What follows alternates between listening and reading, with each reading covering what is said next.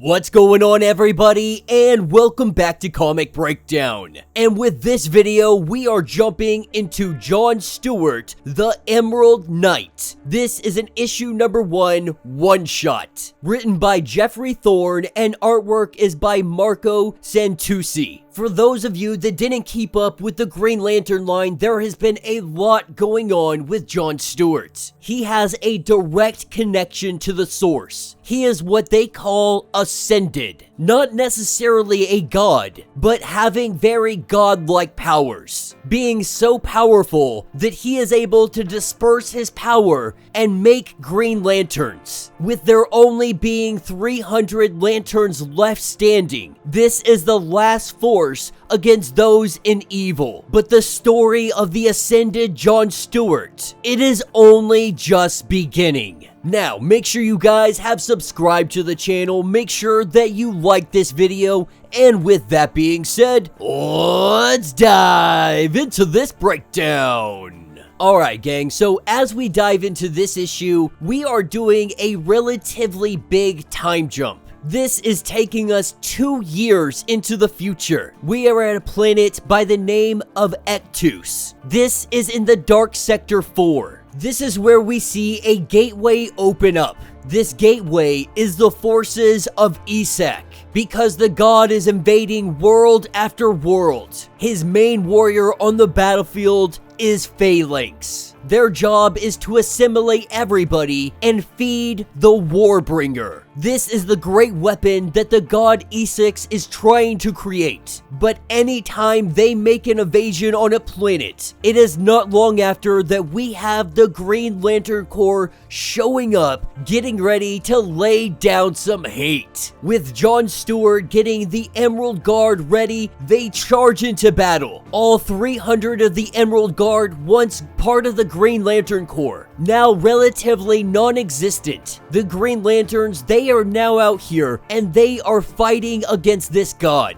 They are trying to save as many worlds in the Dark Sector as they possibly can. As Platoons 1 and 2, they focus on taking on the enemy and saving civilians. Platoon 3, they go to focus on closing up the gateway. As Jon Stewart and Phalanx go toe-to-toe, she is quickly learning that she is outmatched. That is where we hear the voice of Esak, letting Jon Stewart know that he is done making this difficult, scorching 3 of his crucibles, destroying the Lightbringer, the Dreamweaver, and the Torture Crone. But letting Jon Stewart know that he will not destroy the Warbringer, that his Orion will rise, his Black Racer will follow, that he will bring all back, and all will be as it was, pure as the source intended. This is when the Emerald Guard, they begin to feel as if something is off, as if something is just wrong.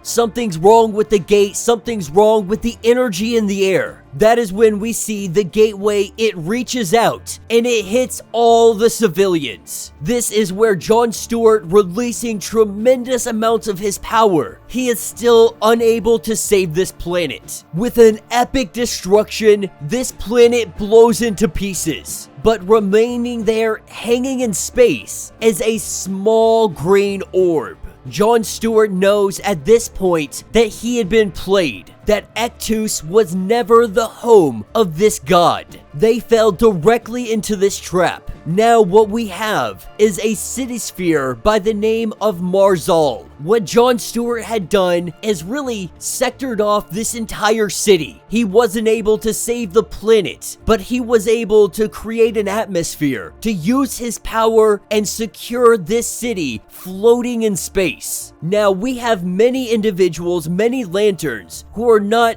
entirely thrilled with how Jon Stewart has been doing things. We pick up with them having a conversation because Jon Stewart, he's trying to figure out how this is all going to work. No longer having Green Lantern rings, they have Green Lantern orbs. The truth is, they haven't had Green Lantern rings for years, and they have been going system by system, sector by sector. It appears that this war is never ending, with Jon Stewart coming in after fixing the atmosphere, fixing everything that could be wrong. He keeps this place fully operational with his powers. Everything self-sustaining. The city, at least for now, is safe. This is where we have Kins kinda mocking him, bowing to him, saying, "Thank you, O great ascended one." But Kins' problem is really that they have gone and freed 4 of these sectors, 4 of these dark sectors, saving trillions of lives. But some reason, Jon Stewart doesn't think that this is enough.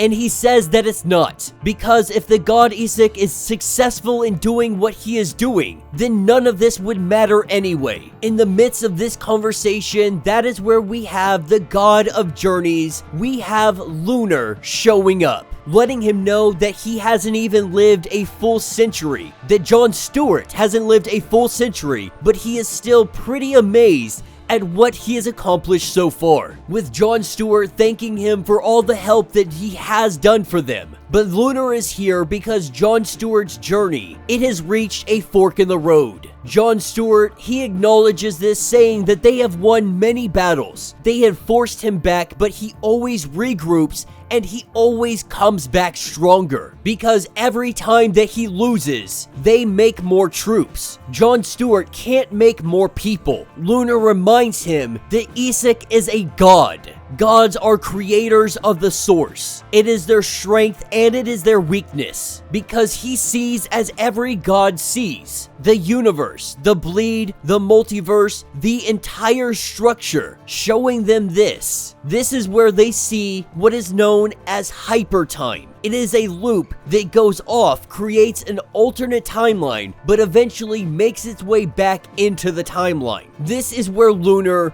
really gives us one of the best explanations DC Comics has given us on what Hypertime is. They say, think of the source as an ocean and each universe as a river flowing from it. Sometimes the river splits, and that makes a multiverse. There are smaller diversions, smaller streams branching off the river, but quickly return back into the river. This doesn't create a whole new universe. This is what they call Hypertime. Now, Esak has been collecting these streams, folding them together to make the dark sectors. These are his own little pocket universes. Of course, the question is going to be asked, if these dark sectors are pocket universes, if they are Hypertime, are these people not real? With Lunar saying that everyone they saved is real, but they are also Hypertime variants of people from the main universe. They are both. Esak needs the life energy of all of these beings here to create his own new gods, the one known as Warbringer that he is currently working on.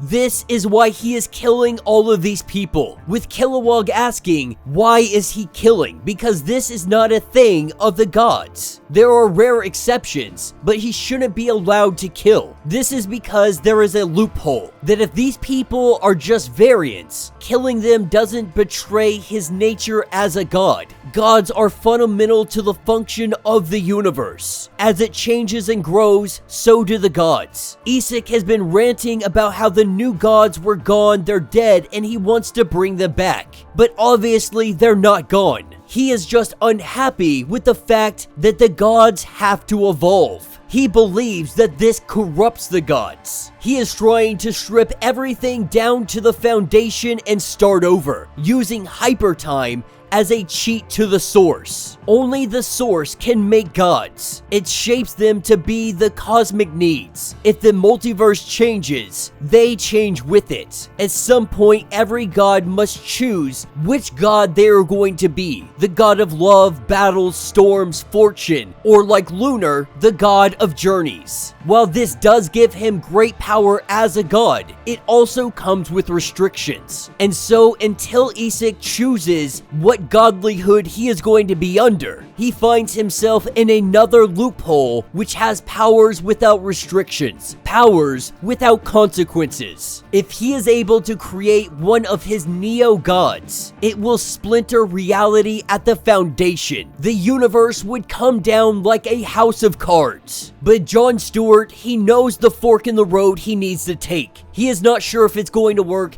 He's not sure if any of it is actually going to be possible, but he is going to try. This is where Lunar also reminds Jon Stewart that he is ascended, that he has great power, that he is functionally immortal. He has even absorbed the godstorm, but he is not a god, that it will do him well to remember the difference between them. As him and Lunar, they walk off. This is where he lets Kins know they want to talk about weapons upgrades. This is where we see them a little bit later. This is part of Jon Stewart's solution. Right now, we see 8 lanterns that are currently wielding what can be referred to as god weapons. You see, Jon Stewart, he had been working to keep the 300 lanterns working and operational. This drained a lot of his power. This spread him very thin. He does need to recharge every once in a while, but using these 8 weapons, using these 8 swords, these are solid constructs. They're in a solid state, much like the Citysphere itself. Going on to let us know that all this time he has been acting as the central power battery for the entire Emerald Guard. 300 fighters. All of that power is now in these 8 weapons. The rest of the Emerald Guards will stand down. They are going to stay here on the Citysphere. This is not to say that he is doing away with the Emerald Guard completely. This is just saying for the battle that he is about to do, he has chosen 8 warriors, given them 8 weapons imbued with his ascended power. And this is going to be the force that goes to take on Esak,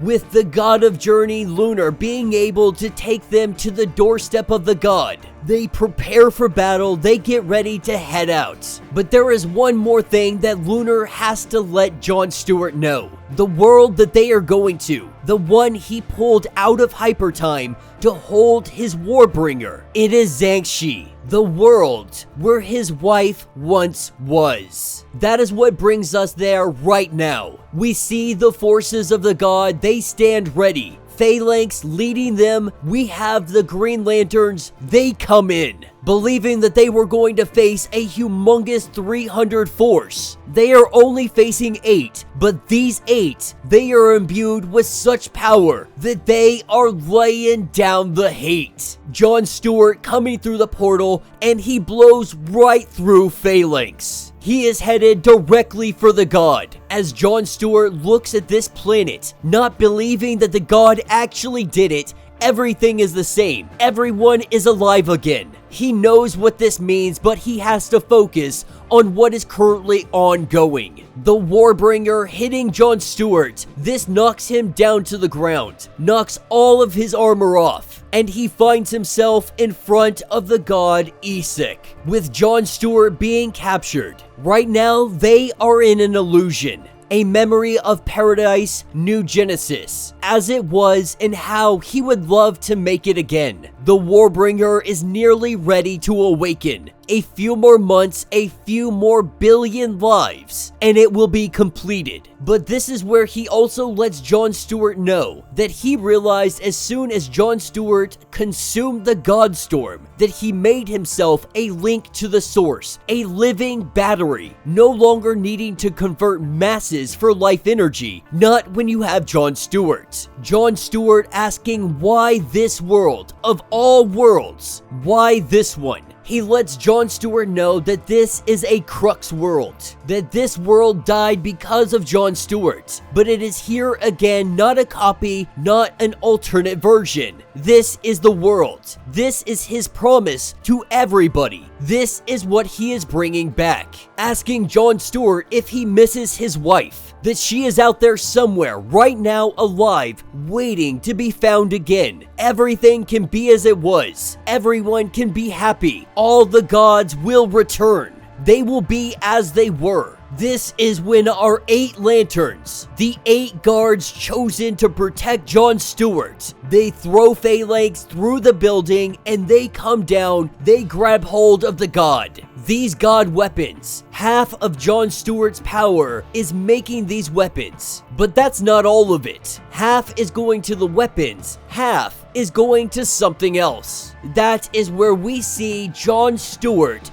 descending from the heavens. Because gods aren't the only ones that can play with Hypertime. He didn't have enough power to rip off an entire branch. The source splits the power between the two Jon Stewarts, but he went back, he got himself to the two of them can take him down. But their plan is not to kill him. That is option B. They're gonna go with option A. This is where Jon Stewart, he takes him into like a little pocket dimension for the two of them to have a conversation. A cone of silence where Jon Stewart just wants to be heard out, to listen to what I have to say, and if you feel the same afterwards, then we can continue to try and kill one another. That the godstorm gave him more power than he could ever imagine. Maybe too much power, but he was already ascended, saying that the universe is changing, that he doesn't see the god is evil despite everything that he has done, that he is terrified of change, of becoming like the other new gods, that he doesn't want to evolve.